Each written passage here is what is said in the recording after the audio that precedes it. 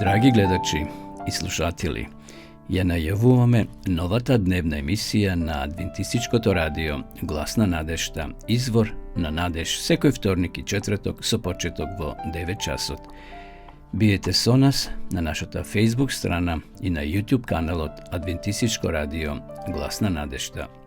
Почитувани, ќе имате можност да го започнете денот со убави мисли од Библијата, кратка духовна порака и избор на убава христијанска музика. Отворете го срцето и душата за дневните Божји благослови. Бог е извор на надежта. Ова утринска емисија, Извор на надеж, е токму за вас. Ве очекуваме.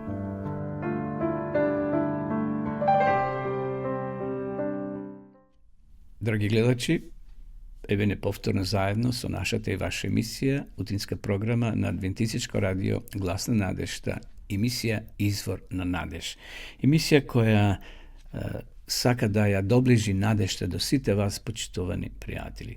Да сватиме дека нова земја живееме, многу луѓе живеат без надеж. Од денес до утре немаат никаква иднина, мислејќи дека се е изгубено, но сепак Библијата зборува дека Бог, Исус Христос, може да биде извор на нашата надеж. Насловот на ова денешна утринска програма, односно мисла која ќе не води, надеж што гледа напред. Ветувањето за Исусовото доаѓање. За христијанинот надежта не завршува со овој свет, со смртта. За многу луѓе смртта е гробот е вечна куќа или почивалиште. За христијанинот надежта не завршува во овој свет. Нашата најголема надеж е насочена кон Христовото повторно доаѓање, кон моментот кога Бог ќе стави крај на злото, неправдата и смртта. Во време кога светот се тресе од кризи, војни и неизвестности, ова ветување е сидро или котва на нашата душа. То не е сон, туку Божјо уверување дека правдата ќе победи, дека солзите ќе се избришат, дека болката ќе престане. Еве што вели Јован во Откровение 21 глава, 4 стих. Нека овој стих биде мото за сите нас во овој денешен ден. И ќе избрише Бог секоја солза од очите и смрт нема да има повеќе. Ова е надеж што дава сила да се живее денес, зашто знаеме каква радост носи утрешнината, затоа што утре, кој ќе дојде Христос, условно кажам тоа утре, никој не знае кога Исус ќе дојде, но сепак со надеж и вера ние го очекуваме Христовото враќање. Секако, се уште постојат проблеми, ќе постојат до крајот на нашиот живот, односно до крајот кога Исус ќе дојде, но кога тој ќе дојде, тогаш ќе престанат сите маки, сите проблеми и за секогаш христијаните или спасените ќе бидат со Исуса Христа. Нека ова надеж и денеска ги грее нашите срца. Одеме сега да ја слушнеме молитвата Оче наш. Оче наш, кој си на небесата, да се свети името Твое, да дојде царството Твое, да биде волјата Твоја како на небото, така и на земјата. Лебот наш насушен дај ни го денес, и прости ни ги долговите наши, како што им ги проштаваме и ние на нашите должници. И не воведи во искушение, но избави не од лукавиот, зашто Твое е царството и силата и славата во сите векови. Амин.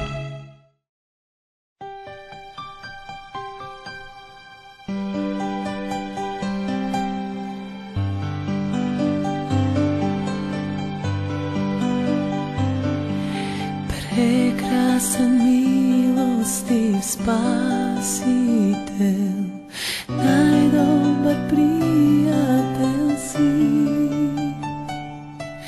Ти сияњето Божјо, живот ми подари. О, ти живот ми подари.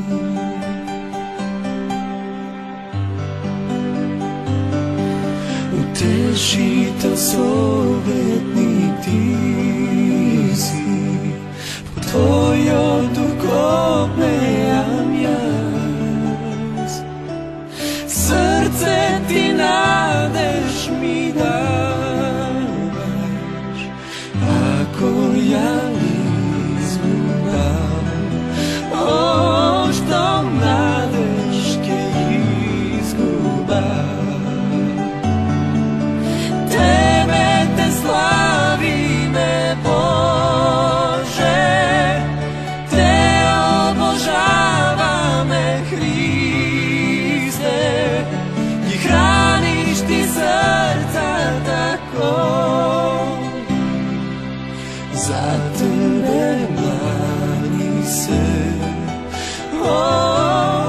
gladni sme za tebe.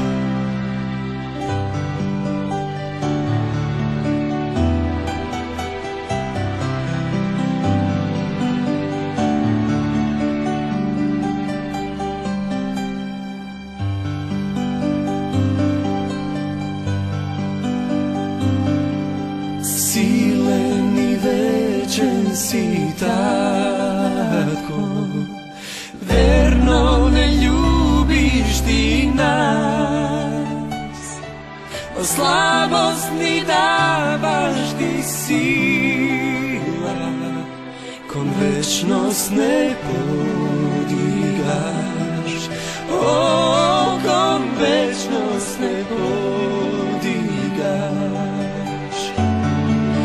Tebe te slavime, Bože, te obožavame, Hriste, i hraniš ti srca tako.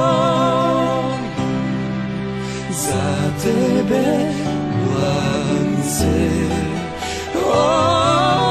gladni sme za tebe. Tebe te slavime, Bože, te obožavame, Hriste, hraniš ti srca tako. Za tebe gladni se, gladni sme za tebe.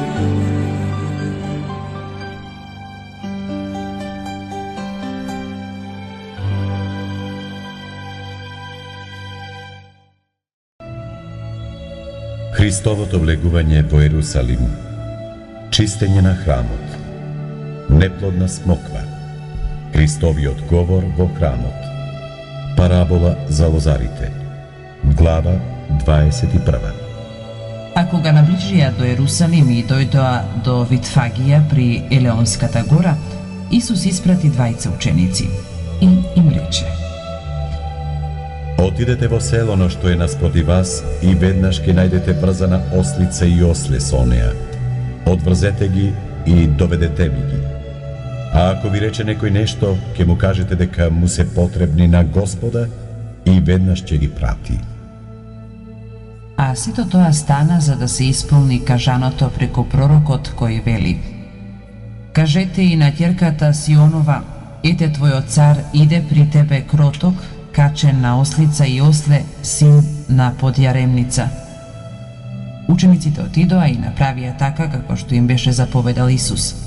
Ги дотераа ослицата и ослето и ги кладоа одозгора лиштата своји и он седна на нив. А мнозина од народот ги постилаа по патот облеките своји. Други пак сечеа гранки од дрвјата и ги постилаа по патот. А народот што врвеше пред него и по него викаше велејки: Осана на синот Давидов, благословен е кој иде во името Господово, осана на висините. И кога влезе во Ерусалим, целиот град се збуни прашувајќи: Кој е овој? А народот одговараше: Овој е Исус, пророкот од Назарет Галилејски. И влезе Исус во храмот Божји и ги истера сите што продава и купуваа во храмот. Ги растори масите на менувачите и столовите на оние што продаваа гулаби.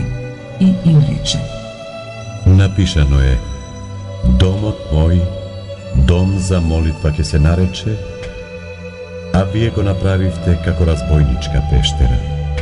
И дојдоа при него во храмот слепи и хроми и он ги излекува. А првосвештениците и книжниците, гледајќи ги чудесата што ги направи он и слушајќи ги децата како викаа во храмот и велеа: Осана на Давидовиот син, се расрдија и му рекоа: Слушаш ли што велат тие? А Исус им рече: Да, Зар никогаш не сте читале? Од устата на младенците и од оние што цицаат, ти си приготвил пофалба. И кога ги остави, отиде надвор од градот во Витанија, каде што преноќева.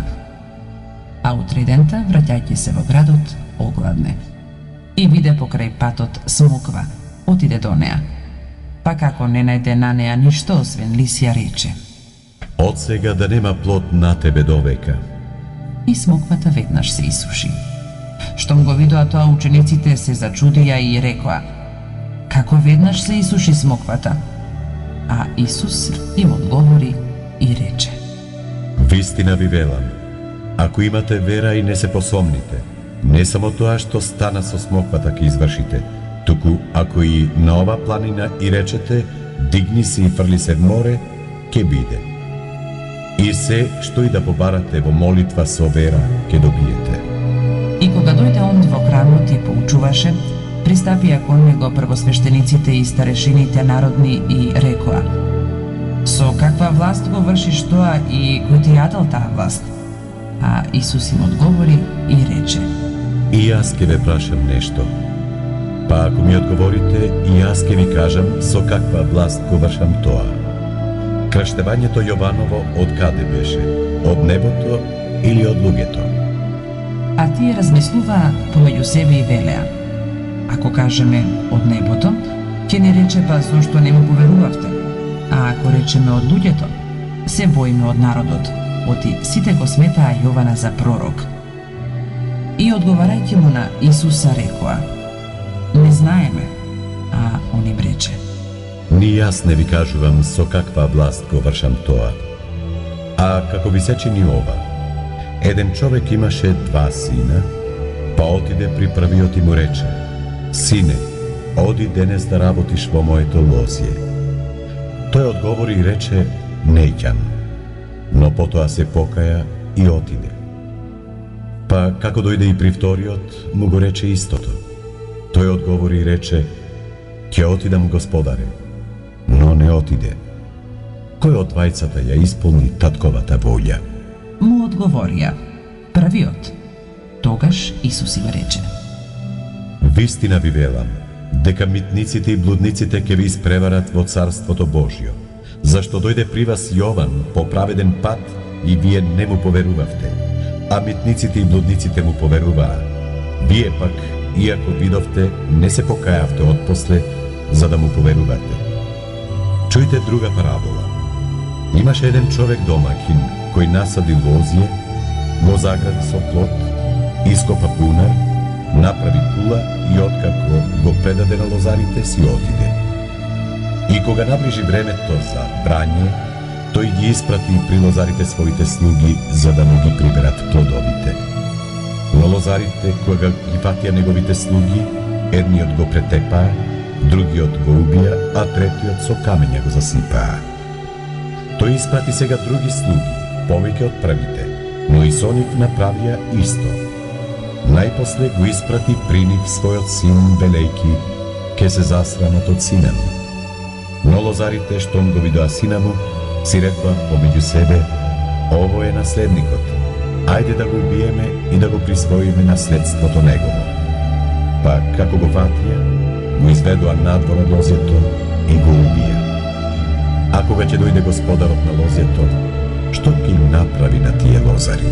Му одговорија: Злочинците ќе ги погуби, а лозјето ќе го даде на други лозари, што ќе му ги даваат плодовите на време. А Исус им рече: Зар не сте читале во книгите: Каменот што го отфрлиат зидарите стана глава на аголот. Тоа е од Господа и чудесно е во очите наши. Затоа ви велам дека Царството Божјо ќе се земе од вас и ќе се даде на народ што ги принесува неговите плодови, и кој падне врз тој камен ќе се разбие, а тој врз кого падне ќе го здроби. И слушајќи ги неговите параболи, првосвештениците и фарисеите разбраа дека говори за нив, па гледаа да го фатат, но се плашеа од народот, зашто го сметаа за пророк.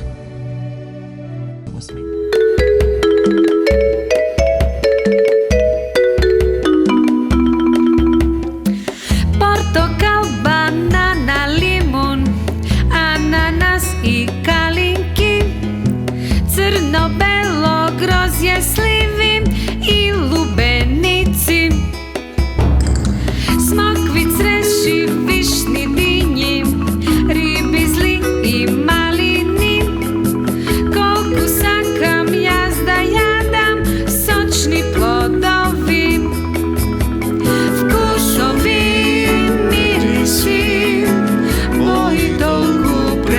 krasni, gdje sve plesti jedno cvrvče i sve gdje propadne.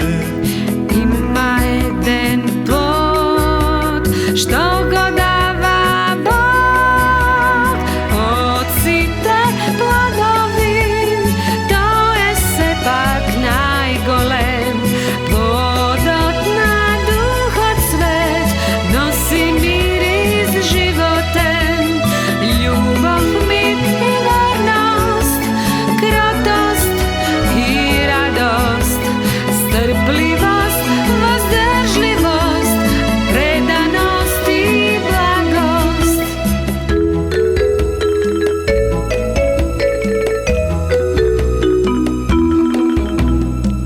Mandarini, modri slivi, praski, kruši, jabolki, dunja, kosten, dudinki i šumski jagodki. Kikiriki, bademi, lešnici i orevi, kokusaka, mjazda, jadam, sočni plodovi. Vkusovi, mirisi, sve toliko zanesno, sepak životom si teče, sve je miljivo. Ima jedan plod, što god dava Bog, od site plodovi, to je sepak najgolem. Plod od na duh od svet, nosi miris životem, ljubav i vernost, krotost i radost, strpljivost, vozdržljivost, predanost i blagost. Od site plodovi, to je sepak najgolem. Plod od na duh od svet, nosi miris životem, ljubav i vernost, krotost i radost, strpljivost, vozdržljivost, predanost i blagost.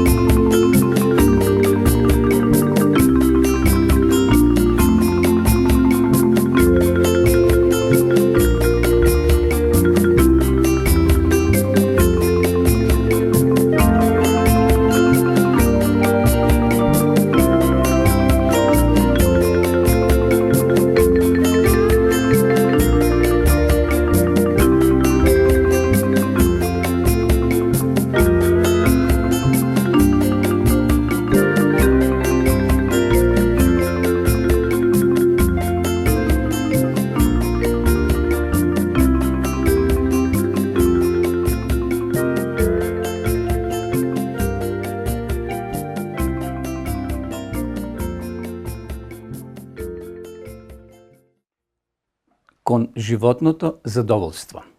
Кредно за солниште на пуст остров сред Атлантскиот океан бил пронајден човечки костур. Тоа биле остатоци на непознат морепловец кој во свој дневник ги зачувал деталите за своето 4-месечно страдање. Во 1725 година холандската флота го оставила на брегот на овој остров поради некој за нас непознат престап. Набрзо бил присилен неподносливата жеж да ја гасне со крв од желки. Страдањата на овој човек станувале се подносливи, но тој во свој дневник опишува и друго нешто, уште поголемо страдање, чувство на вина. Неговите очајнички зборови гласат: неискажлива болка поднесуваат оние кутри смртници кои го напуштаат патот на праведноста и со тоа го зголемуваат бројот на изгубените. Овој Морнар, почитување на ненаселениот остров, чувствувал најдлабока осаменост поради одвоеноста од Бога. Токму тоа не можел да го поднесе и на крајот и го скршило. Човечките суштества страдаат поради душевната осаменост, уште од времето кога Адам и Ева се сокриле пред Бога. 1 Мојсеева 3:8. Меѓу стеблата на Едемската градина, како го вкусиле забранетиот плод. Нови необични, непознати чувства на срам, вина и страф ја принудило првата двојка, Адам и Ева, да се сокријат кога Бог ги повикал. Тие чувства за жал и денес им се познати на сите луѓе. Што е тоа што не одвојува од Бога? Еве што вели Библијата. Туку вашите беззаконија создадоа разделба меѓу вас и вашиот Бог. Вашите греови го сокрија неговото лице и тој веќе не ве слуша. Исаја 59:2. Гревот поставува пречки. Гревот не одвојува од Бога. Меѓутоа, овој голем јас што го одвојува грешникот од светиот Бог не е Божје дело. Бог не побегнал од Адам и Ева, туку тие побегнале од него. Прво, задоволување на нашата прикриена глад. Пред појавата на гревот, Адам и Ева уживале во непосредниот личен контакт со својот Творец во прекрасната Едемска градина. Било трагично што ја прифатиле лагата на сатаната и поверувале дека може да станат мудри како Бог. На тој начин го прекинале сојузот на доверба што ги поврзувал со Творецот. Нивниот грев ги довел до отуѓување кое го разорило нивното семејство. Им донело смрт, зашто платата што ја дава гревот е смрт, вели Павле во Римјаните 6:23. Кога се нашле надвор од Едем, животот им станал многу потежок. Раѓањето деца и обработувањето на земјата сега било проследено со крв, пот и солзи. Во нивните животни околности најтешко било да се поднесува празнината на срцето, која се повеќе ги обременувала. Нивниот близок меѓусебен однос со Бога бил прекинат. Станале склони кон сите видливи тајни страсти, неисполнети желби и суетни соништа. Биле во слична ситуација како оној Морнар, оставен на пустиот остров, соочени со најголемата болка, осаменост поради гревот. Во каква состојба се нашло с човештвото денес? Затоа, како што гревот влезе во светот преку еден човек, а преку гревот смртта, по таков начин и смртта премина на сите луѓе преку еден човек, зашто сите сгреше, вели апостол Павле во Римјаните 5:12. Од првиот бунт на Адам и Ева, сите, значи целиот човечки род, паднале во грев и станале робови на смртта, конечната казна за гревот. Поради гревот сме изгубиле поврзаноста со Бога и од тогаш секој од нас чувствува глад и копнеш за она сигурност што може да ни ја даде само Бог. Многу пати се обидуваме да го потиснеме со привремени решенија, со незауздана желба за купување, бесмислена трка по кариера, со патувања во екзотични земји. Понекогаш се обидуваме да ја потиснеме со пиење дрога или со менување на животниот партнер. Но сите наши стремежи и неисполнети желби се само симптоми на нашата осаменост што ја наметнува животот без Бога. Поради тоа нема друг лек освен да доживееме Божјата љубов, да го облагороди нашето срце. Како може да се задоволи гладот на човечкото срце, почитувани? Ки ми го покажеш патот на животот, во Твоето присуство има полнота и на радоста. Десно од Тебе вечно блаженство, вели Давид во Псалом 16:11.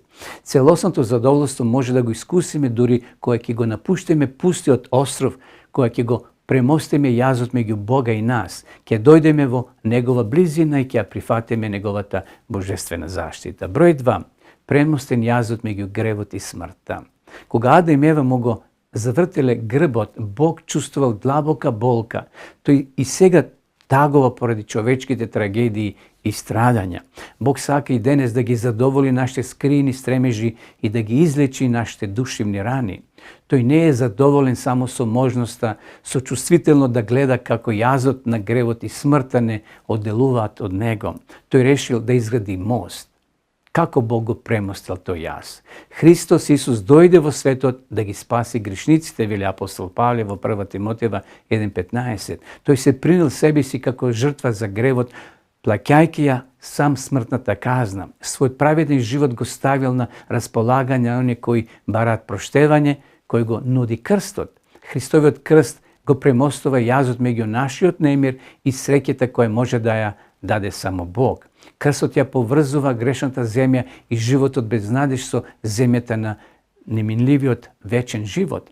Зошто Исус бил готов да дојде тогаш на земјата? Ево го текстот, зашто Бог толку го возлюби светот, што го даде својот единороден син, да секој кој верува во него да не загине, туку да има вечен живот. Зашто Бог не го испрати својот син во светот за да му суди на светот, туку светот да се спаси преку него. Доаѓајќи на светот, Исус ја покажал јасната спротивност меѓу Божјото царство и царството на сатаната. Неговиот живот, смрт и воскресение возможиле проштевање и спасување на грешниците без прикривање на стравотиите на гревот. Така пред Вселената е откриена вистинската природа на Христос и на сатаната. Љубовта го премостува јазот и му возможува на секој кој верува во Христа како Спасител и Господ да зачекори во вечен живот. Би спомнал 7 вистини што секој треба да ги знае за Исуса. Овие вистини не може да се применат на ниеден човек што кога бил живеел или живеел на оваа земја. Прво, Исус дошол од небото на земјата. Како може да се препозна Исус? Името ќе му биде чудесен, советник, силен Бог, вечен татко, кнез на мирот. Исаја 9:6. Иако Исус го родила жена, како што вели Мати 1 глава, тој Бог, Бог во човечко тело. Од кога Исус постои? Исус вели, јас сум пред да се роди Аврам. Исус го употребил името јас сум, оној кој постои сам од себе, кој постоел од секогаш и кој ќе постои за секогаш. Двајт Муди, славниот евангелизатор од 19 век, за Исусовото отелотворување рекол вака: би било голема жртва Исус да дошол да го лулат во сребрена лулка, да го чува ангел и да биде хранет со златна лажица. Меѓутоа, Творецот на небото и на земјата зел човечко тело, бил роден во штала, во најтешки можни околности, како дете на сиромашни родители. Зошто Исус дошол на овој свет, почитувани? Во времето кога Исус требал да се роди, ангелот му рекол на Јосифа: таа ќе роди син и ти ќе му го дадеш името Исус, зашто тој ќе го спаси својот народ од нивните гревови. Матеј 1:27. Исус, Творецот на Вселената, дошол на овој свет да не спаси од гревот и смртта. Во неговото име постои ветување упатено до кревките човечки суштества дека ќе најдат вистинска среќа и вечен живот. Број 2. Исус живеел безгрешен живот. Имајќи го големиот правосвещеник кој преминал преку небесата, Исус, Синот Божи, ние треба да се држиме за исповедувањето на верата. Зашто ние немаме таков правосвещеник што не може да сочувствува во нашите слабости, туку таков кој искусил секако и ние освен грев. Исус живел меѓу нас како нормален човек, од крв и месо, но секогаш го правил она што е правилно. Бог не се ограничил само со зборовите да не ослободи од робството на гревот. Неговиот најсилен аргумент бил животот што го водел Исус овде на земјата. Ниту една проповед не може да го прикаже животот без грев толку сликовито како што тој ни го покажал, доживувајќи ги сите проблеми и тешкоти на човекот без да сгреши. Во текот на целиот негов живот сатаната се обидувал да го наведе на грев. Кога Исус по крштевањето, а пред почетокот на неговата јавна служба, постел во јудејската пустина, ѓаволот го извршил својот најподмолен напад на Месијата. За време на долгите ноќи во Гецеманската градина, непосредно пред распнувањето, товарот на искушението било толку тежок, што од Христовото лице се слевала крв, крвава пот, вели Лука 22:44. Никој освен него не се соочил со толку сурав и силен напад на злото, но Христос останал цврст, успешно им одолел на сите напади на сатаната и не сгрешил, бидејќи ги искусил сите човечки искушенија и тешкоти. Исус ги разбира сите наши страдања и потреби. Почитувани, тој може да сочувствува со нашите слабости. Прашање зошто било потребно Исус да живее бескажен живот, еве го одговорот. Оној кој не знаеше за грев, Бог го направи грев за нас, за да станеме Божја правда во него. Овој текст можеме да го преформулираме на следниот начин. Бог го направи Исуса, кој беше без грев, грев заради нас. И наместо нашиот грешен живот, Исус ни го дава својот безгрешен живот за преку него да бидеме без грев. Исус ги победил искушенијата и живел безгрешен живот за да ни го подари нам во замена за нашиот стар живот во гревот. Така грешниците поради Христовите заслуги се оправдани и прогласени за праведници пред светиот Бог. Трето, Исус умрел за да ги земе нашите гревови. Колку луѓе се грешни? Зашто сите сгрешија, вели Библијата, им недостасува Божја слава. Каква е казната за гревот? Библијата вели зашто смртта е плата за гревот, но благодетниот Божји дар е вечен живот во Исуса Христа. Зошто Исус умрел повторно?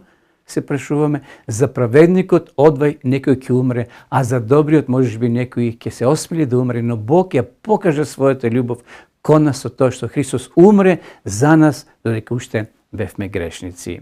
Еве го Божјото јагне, вели Јован, кој ги зема гревовите на светот.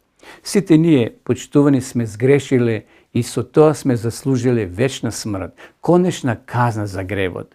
Меѓутоа Исус умрел наместо нас. Тој станал грев за нас, вели апостол Павле, и ја платил казната за гревот место нас. Неговата смрт е дар со кој тој плаќа за нашите гревови. Благодетниот Божји дар е вечен живот во Исуса Христа, нашиот Господ. Римјаните 6:23. Еден ден командантот на нацистичкиот логор Аушвиц на 29. јули 1941 година објавил дека мора да умрат 10 затвореници од логорот, бидејќи избегал еден затвореник. За време на броењето биле прочитани имињата на 10 затвореници. Кога последниот оседеник Геовичек го слушнал своето име, извикал: "Мојата жена, моите деца." Одеднаш еден постар затвореник се исторкал напред. Тој бил свештеникот Максимилијан Колбе, човек кој сред ужасите на Аушвиц зборувал за Божјата љубов. "Господине," извикал Колбе, "ве молам, може ли јас да го заземам неговото место?" Зачудениот СС официр дозволил Колбе да им се придружи на другите 9 затвореници на патот кон блокот 13. Во темниот и влажен подрум требало да умрат од глад. Во текот на следните неколку дена можеле да се слушнат молитви, песни на благодарност кои доаѓале од самицата на Колбе. На крајот бил усмртен со кон, животното задоволство, инекцијата со киселина. Свештеникот Колбе бил решен да го даде својот живот за непознат човек. Гајчевиќ го преживел логорот и умрел дури во 1995 година. Ваковата љубов ги надминува границите почитување на човечката способност на сваќање.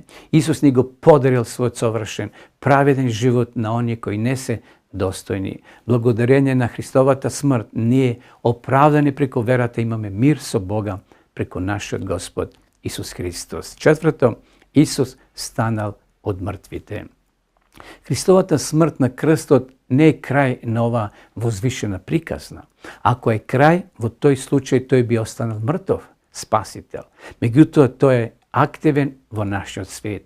Ако Христос не воскреснал, суетна е вашата вера, вие сте уште во вашите гревови, тогаш и оние кои умреле во Христа загинале, вели апостол Павле. Мухамед и Буда му дариле на светот големи мисловни достигнувања. Тие ги инспирирале животите на милиони луѓе, но немаат божествена сила да даваат живот, бидејќи и самите почиваат во своите гробови. Бидејќи Исус станал од гробот, во третиот ден ни дава сигурно ветување. Тој ја става својата десна рака врз мене и ми рече: "Не плаши се, јас сум првиот и последниот и живиот. Бев мртов и ете жив сум за сите векови. И ги имам клучевите од гробот и смртта." Откровение 1:18. Исус ја победил смртта. Тоа го докажал кога го напуштил својот гроб. Кој ветување ни го дал воскреснатиот Исус почитуван? Исус вели: "Јас живеам и вие ќе живеете." Исус е жив. Оној кој ја победил смртта и станал од гробот, објавил: "Јас сум жив." Тој и нам денес ни нуди вечен живот. Тој ќе живее во нашето срце ако го повикаме. Дали воскреснатиот Христос и денес е тука да се залага и да ни помага во нашите проблеми? Исус вели, јас сум со вас преку сите дни до свршетокот на светот. Мати 28:20. Мажи и жени од целиот свет сведочат за своите искуства дека Христос ги ослободил од најтешките облици на зависност и од најдлабоки емоционални травми. Мноштво такви сведоци ја потврдуваат моќта на воскреснатиот Спасител. Еден ученик на дописата библиска школа ги напиша следниве зборови на благодарност. Јас бев алкохоличар. Еден ден, кога излегов од кафеана, во ендекот здогледав порачка од вашата дописна библиска школа, која повикуваше на проучување на Библијата. Ја зедов, ја пополнив и набрзо по прв пат дознав нешто за Исуса Христа. Кога завршив курсот, му го предадов моето срце на Бога и престанав да пијам алкохол. Исус го освоил срцето на овој млад човек и му дал сила да ја победи својата зависност од алкохолот. Настапила нова сила во неговиот живот, сила која била посилна од неговата зависност. Христос е воскреснат Спасител, почитувани, и затоа тој може да ги спаси оние кои ја барат неговата помош. Број 5. Исус се возил на небото. По воскресението Исус се вратил кај Отецот и кога го рече тоа, се вознесе пред нивните очи, еден облак го зеде пред нивните погледи. Дела 1:9. Како ветување им дал Исус на своите следбеници непосредно пред да се вознесе. Еве што пишува Библија. Да не се вознемирува вашето срце. Вие верувате во Бога, верувајте и во мене. Во домот на мојот татко има многу живеалишта. Ако не беше така, јас ќе ви кажев, зашто одам да ви приготвам место. И кога ќе отидам и ви приготвам место, пак ќе дојдам и ќе ве земам при себе, за да бидете и вие каде што сум јас. Јован 14 глава. 6. Исус служи како небесен свештеник. Исус работи непрекинато за да ни подготви место на небот. Тој сака да не подготви за вечен живот. Со неговото со доаѓањето на Исуса, живот и смрт, воскресение и вознесение има една цел, да го направи спасението достапно за сите луѓе. Следните зборови од Библијата јасно изразуваат неговата намера, бидејќи пак децата имат учество во месото и крвта, така и тој зеде учество во тоа и со смртта да го уништи оној кој имаше власта над смртта, односно ѓаволот, и да ги избави оние кои заради стравот од смртта цел живот беа во робство.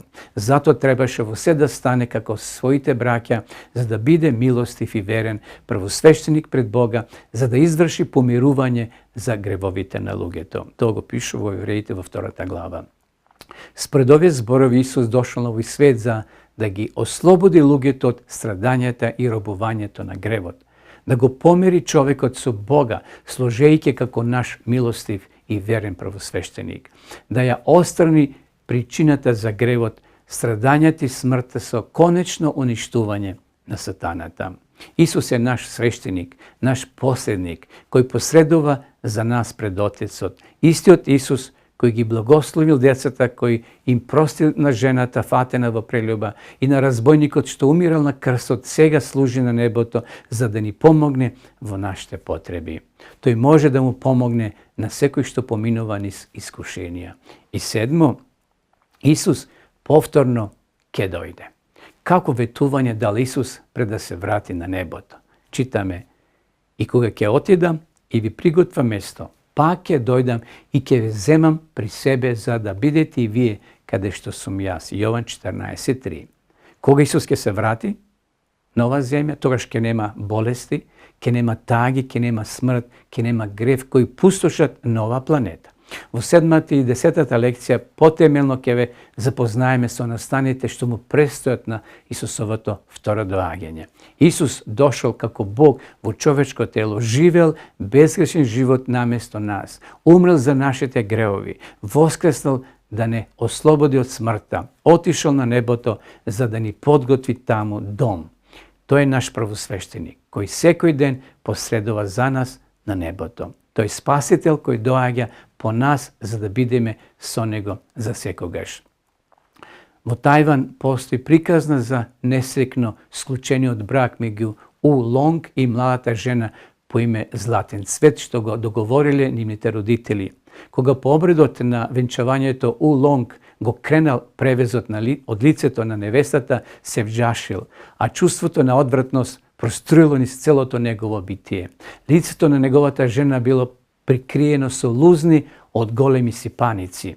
Повенчавката Улонг се обидувал да минува што помалку време со својата жена. Таа правила се што можела да го усреки, надевајќи се дека низиниот маж сепак ќе ја прифати. Меѓутоа, тој останал рамнодушен на сите обиди да ги изрази своите чувства. Златен цвет живеала несекно, речиси како вдовица. По 12 години брак, Улонг почнал да го губи видот. Докторот му рекол дека ќе остане слеп ако не ја прифати операцијата за пресадување на рожницата. Меѓутоа, операцијата била скапа, а листата на чекање бескрено долга. Златен цвет почнала да работи до доцна во ноќта, обидувајќи се да заработи што повеќе сламени шапки, да изработи. Еден ден Улонг го известили дека во болничката база на органи нашле рожници кои би можеле да му бидат пресадени. Побрзал во болницата на операција. Кога заздравел и неволно решил да и се заблагодари на сопругата за парите што ги заработила, ја подигнал низината на ведната глава за да може да го види. Улонг се стаписал. Неговата жена имала безживотни очи. Таа била донаторот. Совладан од чувствата, панал пред низините нози, заплакал. Тогаш прв пат по венчавката го шепнал низиното име Златен цвет. Исус копне, почитувани, да воспостави заедница со оние кои толку долго биле рамнодушни кон Него. Тој копне да го повикаме Неговото име, името на Спасителот. Тој ги жртвувал не само своите очи, туку целото тело и така ја покажал својата неисцрпна љубов кон нас. Неговата љубов е толку силна што Исус дојде во светот да ги спаси грешниците. Христовата голема жртва изградила мост кој ја премостува нашата рамнодушност и оттугеност. Дали откривте дека тој сака вас лично да ве пренесе во своите раце преку бездната? Зошто да не му одговорите со молба: Исусе, јас те сакам. Ти благодарам за твојата возвишена жртва. Дојди во моето срце и спаси ме. Спаси ме во целост. Спаси ме за цела вечност. Ти си совршен, Ти си совршен, ти си семокен, Ти си семокен, ти заслужува слава Боже, слава Боже, ке те следам, ке те следам, ке те слушам ке те слушам, и ке те љубам ке те љубам, цела вечност. Ти си Господар, Ти си цар на се, Ти си мокен Бог, кој што создаде се, Ти си Емануел, Ти си Јаве, Ти си принц на мирот и јавлето, Ти си живиот Бог, Ти си спасител, Ти си владеето, Светиот свет, Ти си Алфа, Омега, Божетовски крај, Ти ме избави од гревот, создаде сјај, Ти си принц на мирот, Боже, живеам за Тебе. Ти си совршен, Ти си совршен, ти си семокен, Ти си семокен, ти заслужува слава Боже, слава Боже, ке те следам, ке те следам, ке те слушам ке те слушам, и ке те љубам ке те љубам, цела вечност. Ти си Господар, Ти си цар на се, Ти си мокен Бог, кој што создаде се, Ти си Емануел, Ти си Јаве, Ти си принц на мирот и јавлето, Ти си живиот Бог, Ти си спасител, Ти си владеето,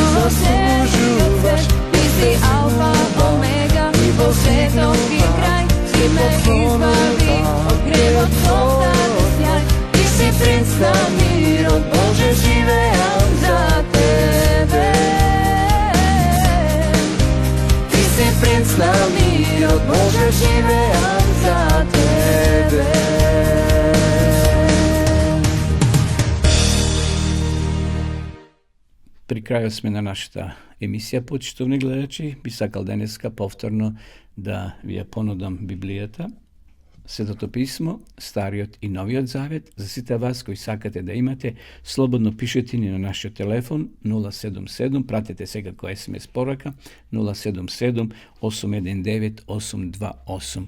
Нашите соработници ќе ви ја донесат до вашата куќа или адреса каде што живеете, или пак ќе ви ја испратиме по пошта.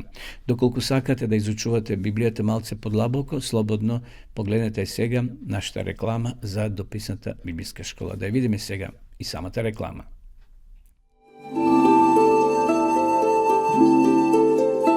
Почитувани пријатели, доколку сакате да ја изучувате Библијата, имате изворедна прилика тоа да го сторите преку онлайн веб страницата на Библијата зборува.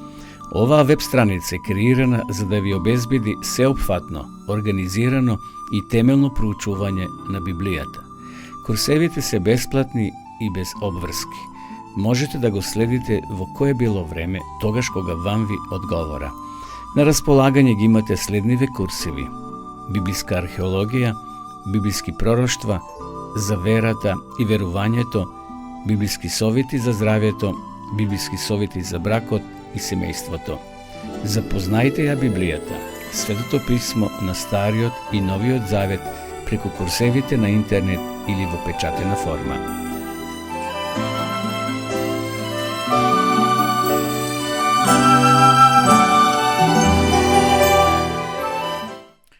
Дојдовме до самиот крај, почитувани гледачи, ми преостанува да ви се заблагодарам на вашето внимание, што и денеска бевте со нас. Ви посакувам убав ден, убави денови и ви закажувам нова средба во наредната емисија, а до тогаш останете со здравје.